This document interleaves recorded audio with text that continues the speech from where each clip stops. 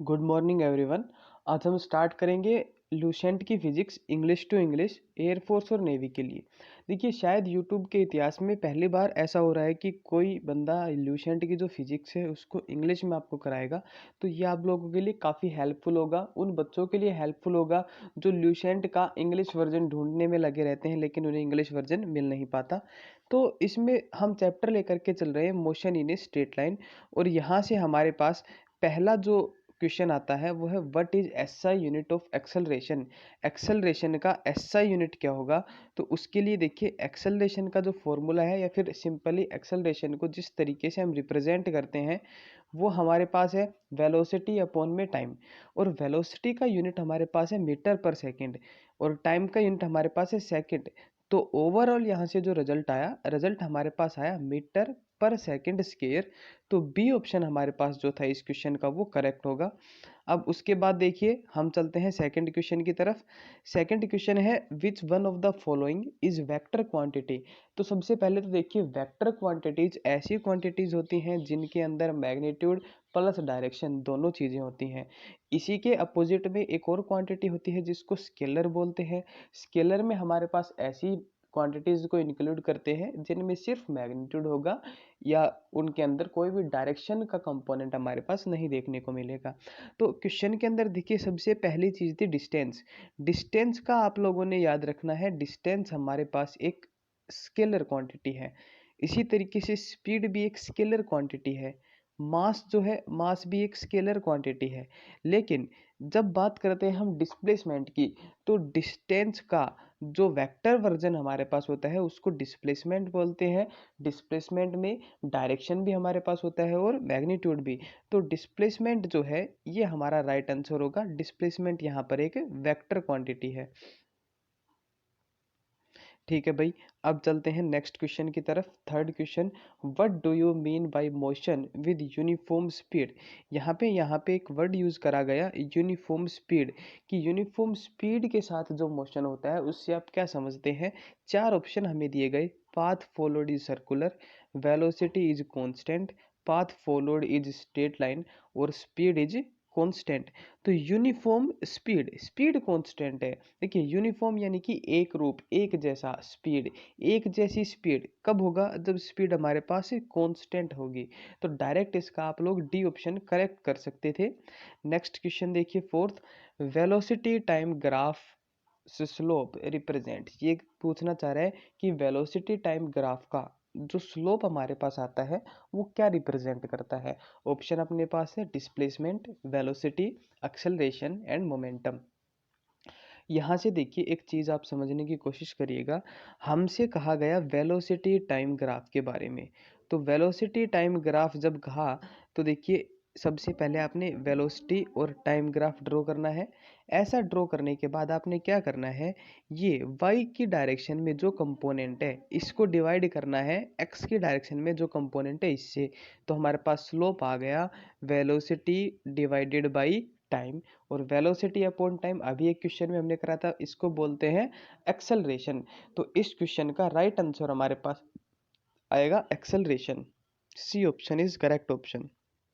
इसी तरीके से एक और क्वेश्चन हमारे पास है, what does slope of displacement time graph represent. कि भैया डिस्प्लेसमेंट टाइम ग्राफ का स्लोप क्या रिप्रेजेंट करेगा।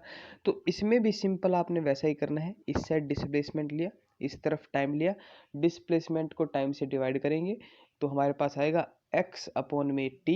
x अपॉन में t को हम वेलोसिटी बोलते हैं। तो इसका आंसर आपने वेलोसिटी टिक करना है। मेन समझने की बात क्या थी, जो टर्म पहले दी है, जैसे वेलोसिटी टाइम था उसमें वेलोसिटी पहले था, उसको y की डायरेक्शन में लिखा, बाद में है उसको x की डायरेक्शन में, इस वाले को x वाले से डिवाइड करा, जो भी आपके पास आंसर आया वो आपका सॉल्यूशन। अब देखिएगा नेक्स्ट क्वेश्चन, देखिए हमारे पास, what is SI unit of relative velocity. Relative velocity का एसआई यूनिट बताना है। तो इससे पहले आप एक चीज़ समझिए कि रिलेटिव वेलोसिटी किसको बोलते हैं। रिलेटिव वेलोसिटी के लिए एक चीज़ मान के चलिए, आप डेली लाइफ एग्जांपल मैं आपको दे रहा हूँ। मान लिया आप स्कूल बस में बैठे हैं और आप आगे की तरफ जा रहे हैं, सामने से कोई दूसरी स्कूल बस आई और आपकी इच्छा हुई कि भाई इस स्कूल बस में चेक करना है कि कौन कौन बैठा है, तो आप मेनली कोशिश करेंगे कि उस स्कूल बस के अंदर झांकने की कोशिश करेंगे। लेकिन आपने ये नोटिस करा होगा, जब भी सामने की तरफ से कोई कार या कोई दूसरी स्कूल बस आएगी तो आप बगल वाली स्कूल बस में नहीं झांक सकते, वो एकदम से बहुत ही ज़्यादा तेज़ी से निकलती है आपकी साइड में से। लेकिन इसके अपोजिट अगर हम बात करें, जब दोनों स्कूल बस एक ही तरफ जा रही हो, मान लिया आपकी स्कूल बस आगे जा रही है, पीछे से कोई दूसरी आपसे तेज स्पीड से स्कूल बस आई और वो आपको क्रॉस करने की कोशिश करेगी। जब वो आपको क्रॉस करेगी तो उस टाइम आप उस बगल वाली स्कूल बस के अंदर बड़ी आसानी से झांक पाते हैं। दोनों ही केस में देखिए बिल्कुल बस की स्पीड जो थी दोनों बसेस की वो सेम थी। लेकिन एक बार ऐसा हुआ कि आप बिल्कुल भी नहीं झांक पाए, तेजी से साइड में से निकल गई। दूसरी बार में ऐसा हुआ, आराम आराम से आपकी साइड से बस गई और आप बड़ी ही आसानी से चेक कर पाए कि साइड की बस में कौन कौन है। तो ऐसा किस लिए होता है कि ये सब रिलेटिव वेलोसिटी का कंसेप्ट है। जब जैसे मान लिया एक ये हमारे बस है, पास बस है, एक ये बस है, दोनों एक ही डायरेक्शन में जा रही हैं, तो वेलोसिटी जो है इसकी मान ली v1 है, इसकी मान ली v2 है। रिलेटिव वेलोसिटी का कंसेप्ट ये कहता है अगर v1 ज़्यादा है v2 कम है, तो इन दोनों की रिलेटिव वेलोसिटी आएगी v1 माइनस में v2। ये बात समझ में आई सभी को? v1 माइनस में v2, ज़्यादा में से कम को सब्ट्रैक्ट करेंगे।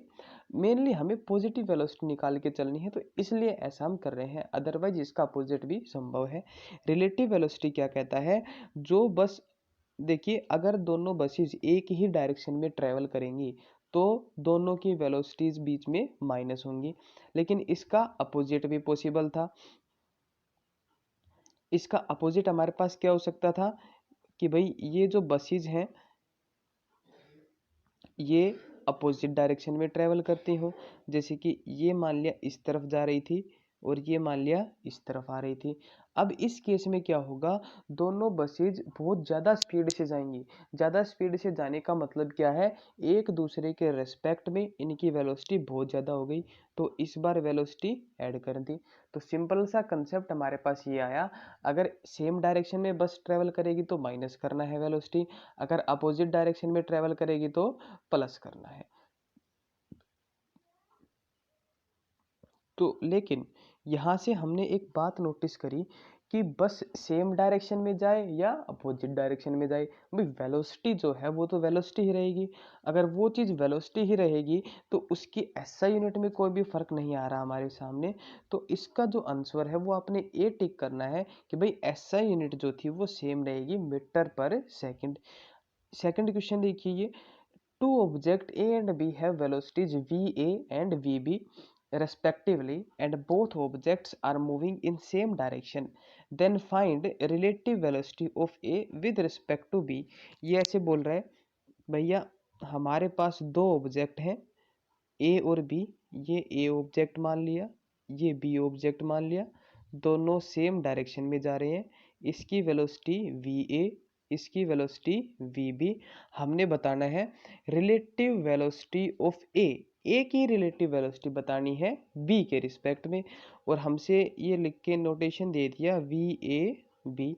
तो इसमें सिंपल सी कुछ नहीं करना, आपने ए की जो वेलोसिटी है वी ए उसमें से सब्ट्रैक्ट करना है बी की वेलोसिटी, तो हमारे पास आंसर आएगा वी ए माइनस में वी बी। बिल्कुल सिंपल सा। इसी तरीके से अगर आपसे कहे कि V B A find out करिए तो आप क्या करेंगे, वी बी माइनस में वी ए। इस तरीके से आप v की रिलेटिव वेलोसिटी a के रिस्पेक्ट में निकाल सकते हैं और ये a की रिलेटिव वेलोसिटी b के रिस्पेक्ट में। तो इस क्वेश्चन का राइट आंसर हमारे पास हो गया ए ऑप्शन। नेक्स्ट पे चलिए, an object falls from height h on earth then find its velocity when it reaches earth. ये कह रहा है कोई ऑब्जेक्ट हमारे पास है, किसी हाइट किसी ऊंचाई h से वो गिराया गया है, तो आपने बताना है कि भाई जब वो ऑब्जेक्ट धरती पे गिरेगा आकर के तो उस टाइम पे उसकी वेलोसिटी क्या होगी। तो इस क्वेश्चन को करने के लिए देखिए आपने सिंपल सा क्या करना है, इक्वेशन ऑफ मोशन आपने ये वाली पढ़ी होगी, V square minus U square is equal to 2gx। यहाँ पर v हमारे पास होता है फाइनल वेलोसिटी, u आएगा इनिशियल वेलोसिटी, और x जो हमारे पास है इसको बोलते हैं डिस्टेंस। भाई कितना डिस्टेंस ट्रेवल करा, जी हमारे पास ग्रेविटेशनल एक्सेलरेशन है, सभी को पता है। तो हमारा जो ऑब्जेक्ट है वो यहाँ से गिरा, मान लिया ये धरती है, ये सरफेस है, यहाँ पर आना है, ये जो हाइट है ये h हाइट है। शुरुआत में देखिए ड्रॉप करा है हमने उसको, तो इनिशियल वेलोसिटी u की वैल्यू कितनी हो गई, 0। तो इस इक्वेशन के अंदर ये सारी वैल्यूज हमने पुट करी, u को 0 पुट कर दिया, x की जगह पे h पुट कर दिया, तो इक्वेशन हमारे पास आई v square is equal to 2gh। और इक्वेशन के दोनों तरफ रूट कर दिया, तो v स्क्वायर का रूट v और 2gh का आंसर आ गया रूट 2gh।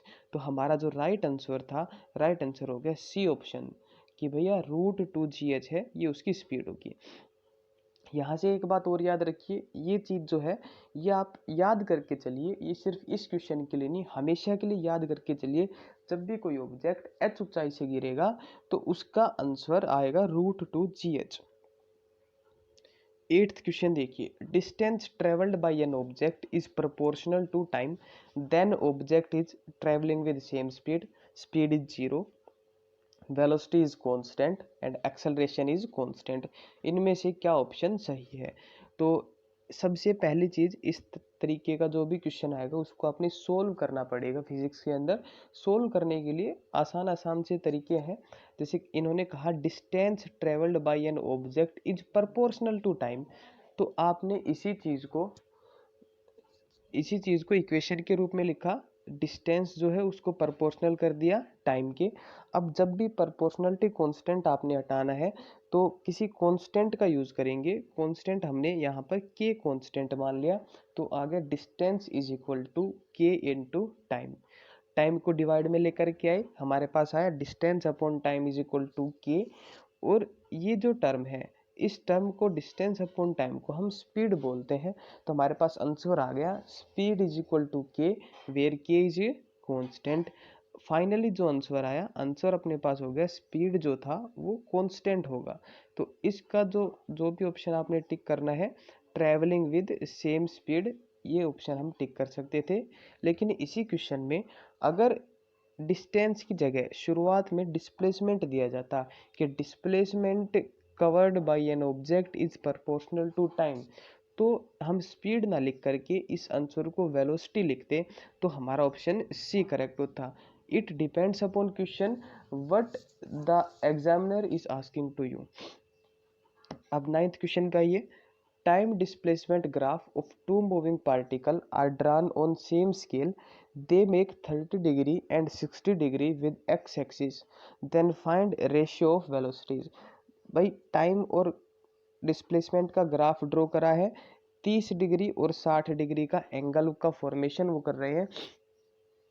तो आपने बताना है कि इनकी जो वेलोसिटीज हैं उनका रेशियो क्या होगा। तो एक काम करिए, सबसे पहले इसको डिस्प्लेसमेंट टाइम लिख करके चलिए, इस ग्राफ को आप डिस्प्लेसमेंट टाइम ग्राफ लिखिए। और अब देखिएगा 9th क्वेश्चन को कैसे सोल्व करना था। किसी भी ग्राफ का जो स्लोप, देखिए एक्स टी ग्राफ का जो स्लोप है वो वेलोसिटी देगा। ये तरीका बताया था कैसे देगा, X upon T is equal to V. तो पहला जो हमारे पास दे रखा है, पहला ग्राफ जिसका एंगल 30 डिग्री है, वो हमारे पास उसकी जो स्लोप आएगा वो टेन थीटा आएगा, और उसका हमने लिख लिया टेन 30, जिसकी वैल्यू आ गई 1/√3। इसी तरीके से जो दूसरा जो स्लोप है, जो v2 वेलोसिटी को रिप्रेजेंट करेगा, उसको 1060, और इसकी वैल्यू हाँ यहाँ पे हमारे पास आ गई √3। दोनों वेलोसिटीज का आपने रेशियो फाइंड आउट करना था, तो v1 को डिवाइड कर दिया v2 से, 1/√3 अपॉन में √3। आंसर हमारे पास आ गया, देखिए 1/√3 इंटू 1/√3 इज इक्वल टू 1:3। इसका जो है बी ऑप्शन हमारे पास correct option. Next 10th question देखिए, displacement time equation of a particle is s is equal to a0 plus a1t plus a2t square, then find acceleration of particle. किसी particle का displacement और time के बीच में जो इक्वेशन का formation होगा वो इक्वेशन दे रखी है, और आपने उस पार्टिकल का एक्सेलरेशन फाइंड आउट करना है। इस क्वेश्चन में मेनली फिजिक्स की जो समझने की बात है, थोड़ा सा मैथ्स इंक्लूड होगा, क्या करना है आपने, वेलोसिटी जो है देखिए, अगर आपको कहीं पे डिस्प्लेसमेंट गिवन मिले और कहे वेलोसिटी फाइंड आउट करिए, तो आपने डिस्प्लेसमेंट वाली इक्वेशन का डेरिवेटिव करना है। जब डिस्प्लेसमेंट की इक्वेशन का डेरिवेटिव करेंगे, जिसे dx/dt बोलते हैं, तो आपके पास वेलोसिटी आएगी। और इस वेलोसिटी का जब आप डेरिवेटिव करेंगे तो आपके पास एक्सेलरेशन आएगा। देखिए, वेलोसिटी का डेरिवेटिव dv/dt, या फिर डिस्प्लेसमेंट की टर्म में इसको लिखना चाहें तो लिख सकते हैं d2x/dt2, d2x/dt2। इस तरीके से जो वेलोसिटी है उसको dx/dt से रिप्रेजेंट करते हैं और एक्सेलरेशन को d2x/dt2 से। इसका मतलब क्या है, अगर डिस्प्लेसमेंट का एक बार डेरिवेटिव करेंगे तो वेलोसिटी आएगी, अगर डिस्प्लेसमेंट की इक्वेशन का 2 बार डेरिवेटिव करेंगे तो एक्सेलरेशन आएगा। और कभी डिस्प्लेसमेंट का डेरिवेटिव करा और वो डेरिवेटिव जीरो आ गया, इसका मतलब है वेलोसिटी उसकी जीरो है। ठीक है, अब इस क्वेश्चन को सोल्व करते हैं। क्वेश्चन में जो इक्वेशन दी गई, ये इक्वेशन हमारे पास आ गई, इसका डेरिवेटिव करना है आपने। तो देखिए, ए नोट कॉन्स्टेंट वैल्यू है, इसका derivative 0, a1 as it is और t का डेरिवेटिव 1। ये देखिए यहाँ पर हमने इसका डेरिवेटिव कर रखा है। और a2 t स्क्वायर था, a2 t स्क्वायर था, तो a2 तो एज इट इज रखा, t स्क्वायर का डेरिवेटिव हमारे पास आ गया 2t। तो अब हमारे पास देखिए ये जो वैल्यू आई, ये वेलोसिटी की वैल्यू आ गई। एक और बार इसका डेरिवेटिव करेंगे तो ये आएगा d2s/dt2 is equal to a1, अब की बार कांस्टेंट, इसका derivative 0, a2 as it is और t का डेरिवेटिव 1। तो जो एक्सेलरेशन का वैल्यू हमारे पास आया वो है 2a2। 2a2 हमारा राइट ऑप्शन है, यानी कि B option is our right option, 2a2। तो इस तरीके से आप लोगों ने इस क्वेश्चन को सोल्व करना था। आज के वीडियो में इतना ही। Thank you. जय हिंद, जय भारत।